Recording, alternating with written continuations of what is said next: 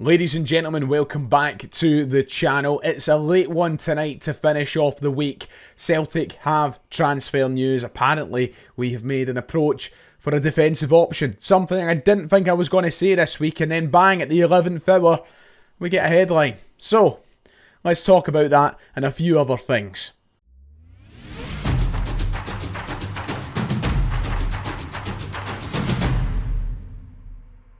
If you haven't already, please make sure to hit like and subscribe. It would be much appreciated. We're heading in to the big week now. Celtic return to Premiership action this time next week. So if you want to stay up to date, if you want all the previews heading into that game against St Mirren, which opens the league campaign, then go down below, hit like, hit subscribe. We have transfer news to get into, ladies and gentlemen, and I certainly wasn't expecting it tonight, so I'm going to rush through it. The standard, the quality of video might be a little bit lesser than usual, but forgive me, it's like 10 PM and I want to get it up as soon as possible.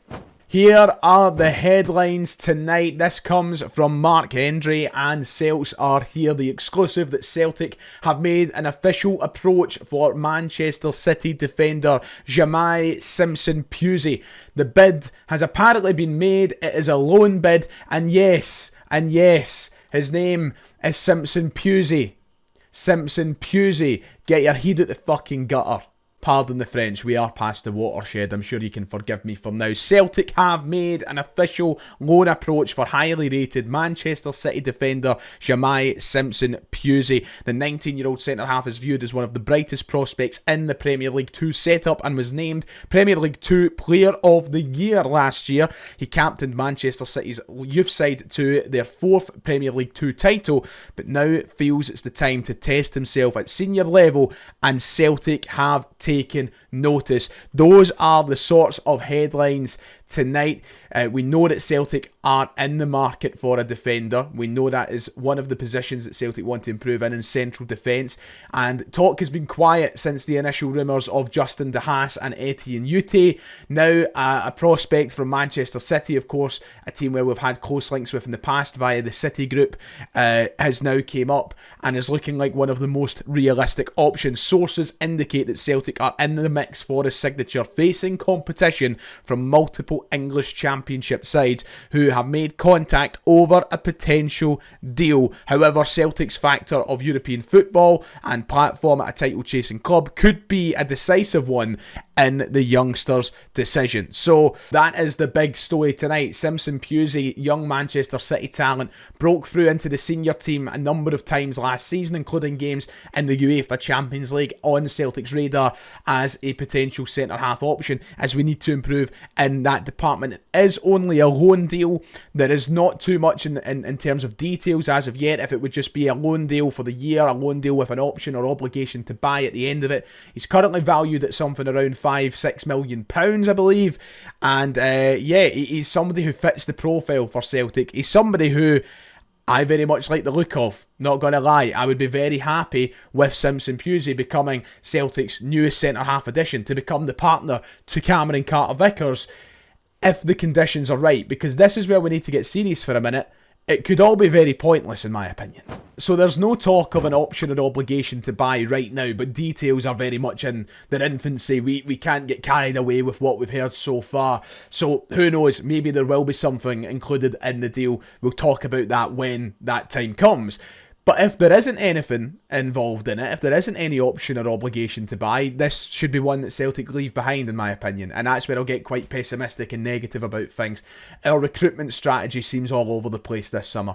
And for as talented as Jamai Simpson Pusey looks, and for as interested I am in making it happen and him becoming Cameron Carter-Vickers' partner, if there's nothing on the end of it for Celtic, and he comes in here and has a great year and then he's just so far out of our reach next season, then what is the point? Why put ourselves through the dance again next year? Why put ourselves in a position where we need to look for another centre-half and then try and balance a new partnership for the year to then look for another one the next year?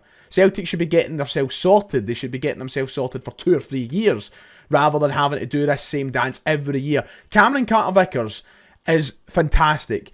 And one thing that's probably stopped him from being even better is the fact that since he's been at Celtic, he's had to go through Carol Starfelt, he's had to go through Liam Welsh, Liam Scales, Stephen Welsh, Mike Nawrocki, Austin Trusty. He's never had a settled partner. The closest he's had to it is probably recently with Liam Scales, but even at that, it's been chop and change, chop and change. This can't be a dance that Celtic are doing every year. It's one position you should have locked down. And if there's no option on the table for Celtic to have him permanently at the end of the season, it's one that I'm not that bothered about. But I'm hoping that is something that will be in the works. So as we've already mentioned, the Premier League 2 champion and Premier League 2 player of the year. He has been brilliant for the Manchester City under-21s, under-18s through that system, and of course came through to play 6 times for the senior side last year when they were struggling with some injuries, including 2 appearances in the UEFA Champions League. I have no reservations that this is a guy that will be ready for a step up and looks good enough to be the step up. He was actually somebody who, when I caught him a couple of times for Man City last year, quietly impressed me. Yeah, I think he'd be good. Just if the deal is right and the stuff that goes alongside it all adds up to make sense, definitely go for it. I just hope it's one to be excited about rather than to tear up and start again in a couple of hours' time. Now, funnily enough, this was an article from the 28th of May, which included an interview from Jamai Simpson talking about his future, talking about his options, and how he's ready and wanting to play first-team football. And basically, he didn't rule out the possibility of a move. He said, I feel like I've done what I needed to do with the under-21s. Now it's time for me to play first-team football. I guess we'll see what happens. It's not on my mind yet, but I'm definitely ready. I've not spoken to anyone about it. I'm sure some people will feel the same, especially after winning the Premier League 2. So that was on the 28th of May, just as the domestic season came to an end. Could the move now be to Celtic? I'm sure we'd have the upper leg on some championship sides, but that's easier said than done, because I've been saying that all summer about players, and here we are with barely anybody through the door. This is a story that's only broke late this evening, around 9:30 tonight, so as I've already said, very much in its infancy right now, could go anywhere. We'll talk about this more in depth tomorrow, but as it sounds, Celtic have launched their first official approach for the player, and now it's down to him to decide what he wants to do with his future. So maybe we'll hear more about this in the next few days.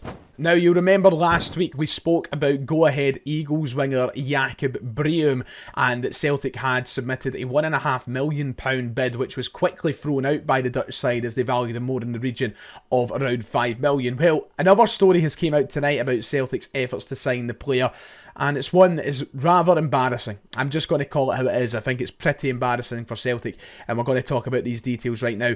Does it spell the end for our chase of Jakob Briam? Potentially. Nonetheless, Stephen McGowan wrote this headline tonight about Rangers looking for another go-ahead Eagles player, that being Oliver Antman, who plays for the same side. Now, the article is behind a paywall, but it does say at the top of the article that Celtic are still apparently interested. They're waiting for Celtic to return for Jakob Briam after turning down 3 approaches for the Danish wide man. That's right, not 1 anymore, not 2, 3 approaches. And apparently Celtic haven't even passed the £3 million mark. So this is what was wrote in the Daily Record about the situation. Apparently Celtic returned with another 1.75 million. So they got their one. Let's paint out the picture of what's apparently happened here. Celtic bidded £1.5 million. Go ahead, Eagles said no, we value him closer to 5.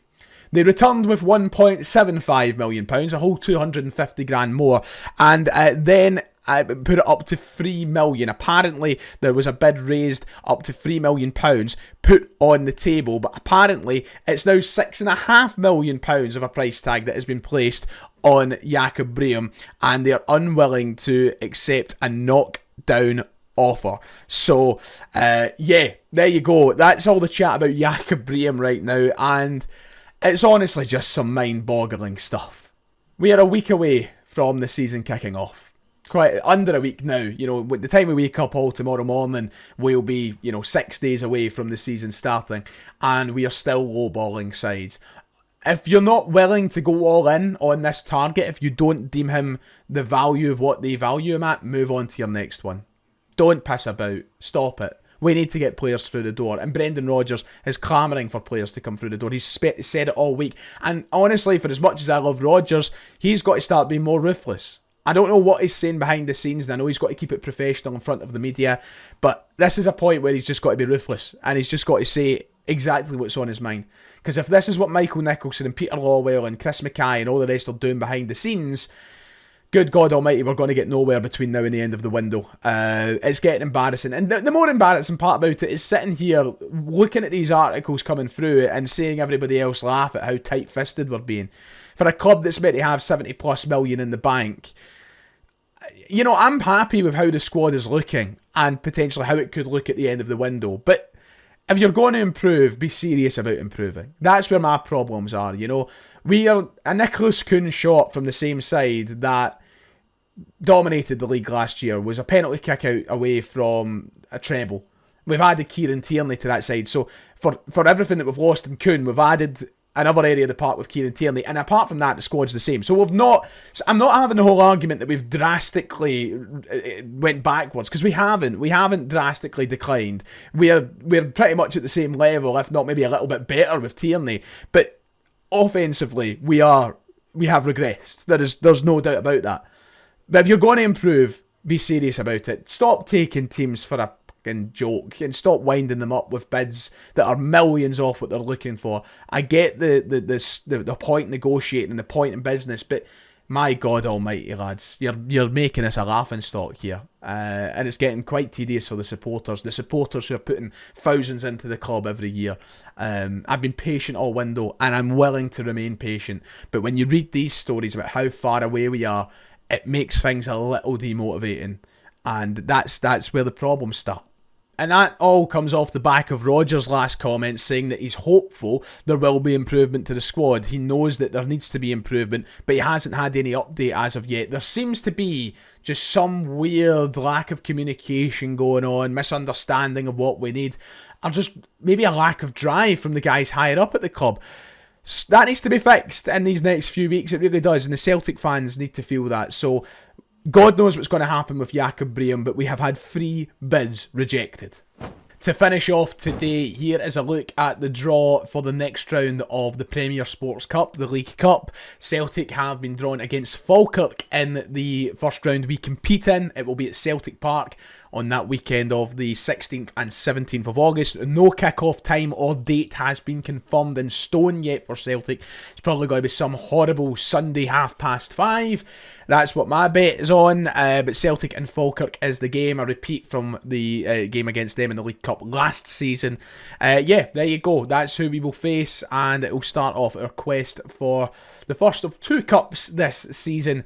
Hopefully we have players through the door for it. Right, that does it for tonight's quick update. There are a couple of other stories out there transfer related, both to do with incomings and outgoings, but we'll dive into them more as details emerge over the next day or two.